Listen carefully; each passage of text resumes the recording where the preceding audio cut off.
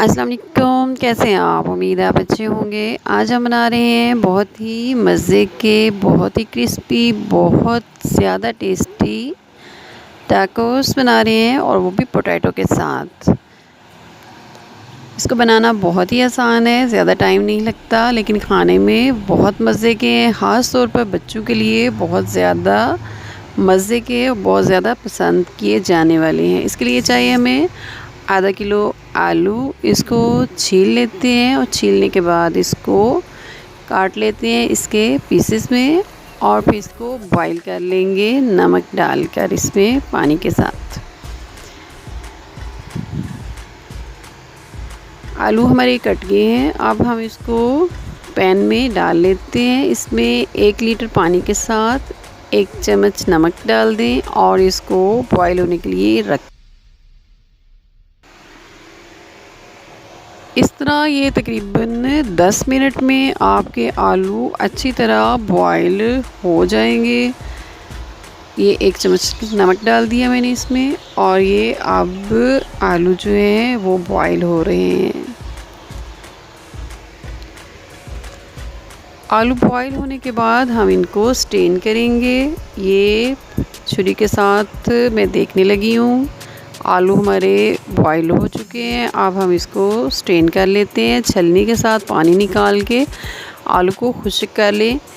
और अब इसके लिए धनिया और पुदीना के पत्ते चाहिए। इसमें उसकी डंडियाँ या टहनियाँ शामिल नहीं करेंगे, सिर्फ पत्ते लेके इसको काट लेते हैं। और पत्ते काटने के बाद इसको हम अच्छी तरह वॉश कर लेंगे। वॉश करके इनको स्टेन कर लें।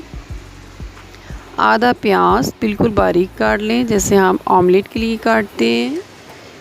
और 2 हरी मिर्च, 1 हरी और 1 सुरख मिर्च जो है साबुत, उसको काट के अलग रख लेते हैं।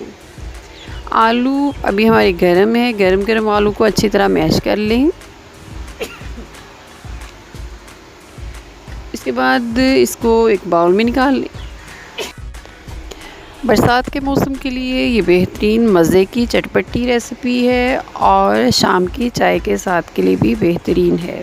को बाउल में निकालने के बाद हम इसमें कटे हुए धनिया, प्याज और पुदीना डाल देते हैं और इसके साथ इसमें डालेंगे 1/2 टीस्पून नमक, लेमन जूस। लेमन को आप चाहें तो सिरका भी इसमें डाल सकते हैं, लेकिन लेमन के साथ इसका टेस्ट ज़्यादा मज़े का बनता है।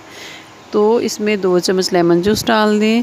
इसके साथ 1 चम्मच हाफ़ चम्मच नमक और 1 चम्मच सुरख मिर्च। नमक ज़्यादा नहीं डालेंगे इसलिए कि इसकी जो डो बनेगी उसमें भी नमक है और जब आलू को बॉईल किया था तो उसमें भी नमक था, तो इसलिए इसमें नमक ज़रा कम रखेंगे। ये सादा सा मसाला है इसका। अब अच्छी तरह मिक्स करें चम्मच के साथ या हाथ के साथ। इसको मिक्स करने के बाद इसको हम ठंडा होने के लिए रख देंगे, क्योंकि गरम को अगर हम इस्तेमाल करेंगे तो हमारे टैकोस जो हैं वो ठीक नहीं बनेंगे, वो फटने का ख़तरा रहता है। हरी मिर्च और सुरख मिर्च मैंने काटी थी वो मैंने ऊपर रख दी है, इसको अंदर नहीं डाला। डो बनाने के लिए हमें चाहिए 3 कप चना हुआ आटा। घर का आटा जो भी आप इस्तेमाल करते हैं वो आटा ले लें आप। और उसमें 2 चुटकी नमक डालें, बिल्कुल थोड़ा सा नमक, ताकि उसमें टेस्ट आ जाए। इससे टैकोस का जायका और भी मज़े का हो जाएगा। अच्छी तरह हाथ से मिक्स करके थोड़ा सा पानी डाल के, जिस तरह हम आम आटा घर में गूंदते हैं रोटी बनाने के लिए, चपाती बनाने के लिए, उसी तरह इसको आटे को गूंद लें। आसानी से गूंद जाएगा। उस गूंदे हुए आटे को आप कवर करें और इसको रख देंगे कम से कम आधा घंटे के लिए, ताकि ये सॉफ्टनेस आ जाए इसके अंदर और ये ज़्यादा मज़े का बनेगा।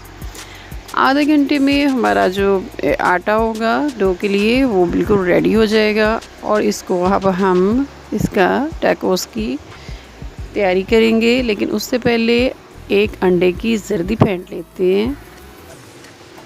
सफ़ेदी निकाल के इसकी जर्दी आप फेंट लें, अच्छी तरह फेंट के रख लें। ये भी हम इसके ऊपर फैलाएंगे, लगाएंगे अच्छे तरीके से। एक छोटा सा पेड़ा ले लें और छोटी सी गोल रोटी बेल लें। आप चाहें तो एक बड़ी रोटी बना के उसको किसी भी साइज़ में काट के रख सकते हैं, और चाहें तो अलग-अलग छोटी-छोटी गोल जो है चपातियों की तरह, रोटियों की तरह बना लें। यही इसकी डो है और इसी पे हमने बाकी इसकी तैयारी करनी है। तवा हमारा गर्म हो चुका था, उसके ऊपर मैंने रोटी को डाल दी है। अब उसके ऊपर आलू वाला जो पेस्ट है वो रखेंगे एक साइड पे, और इसके ऊपर घी लगाया है थोड़ा सा इसके अंदर, ताकि ये नरम हो जाए। अब इसको फोल्ड कर दिया है। फोल्ड करने के बाद इस पे अंडे की जो जर्दी है वो हम पहले एक साइड पे लगा लेते हैं। ब्रश के साथ, चम्मच के साथ, जैसे भी आपको सहूलत हो वो लगा लें। थोड़ा सा ऊपर घी या ऑयल डालें और फिर इसकी साइड उलट दें। साइड पलटने के बाद जो दूसरी साइड है उस पर भी इसी तरह अंडे की जर्दी लगाएंगे और फिर उसके ऊपर हल्का सा ऑयल लगा दें अगर ज़रूरत हो तो, वरना तवे पे जो ऑयल होता है, पैन पे जो ऑयल होता है वो उसी से बड़ी अच्छी तरह बन जाएगा। ये एक हमारा तकरीबन रेडी हो चुका है। ये दूसरा मैंने इसके ऊपर डाल दिया, ऑयल लगाया जिस तरह पहले बनाया था। फिर उसके बाद आलू वाला मसाला इस पर डालेंगे इसी तरह। दूसरा जो है ये मीडियम से भी थोड़ी कम रखें फ्लेम को और उस पर आहिस्ता आहिस्ता इसको बनने दें। ये बहुत ही मज़े का है। आपको इसमें समोसे का टेस्ट भी आएगा, आलू वाले पराठे का भी आएगा, लेकिन थोड़ा सा उससे हट के भी है। ये देखिए इसका कलर कितना खूबसूरत आ रहा है। ये बनाना बहुत आसान है, मिनटों का काम है। बच्चों को बहुत पसंद आता है। लॉकडाउन की वजह से स्कूल बंद हैं, लेकिन जब स्कूल खोलेंगे तो आप बच्चों को लंच बॉक्स में ये दे सकते हैं। उम्मीद है मेरी ये आज की रेसिपी आपको पसंद आई होगी। मेरे चैनल को सब्सक्राइब करें, लाइक करें, शेयर करें। फिर मिलेंगे एक नई और मज़े की रेसिपी के साथ। अपना ख्याल रखिएगा, अपनी दुआओं में याद रखिएगा। अल्लाह हाफ़िज़।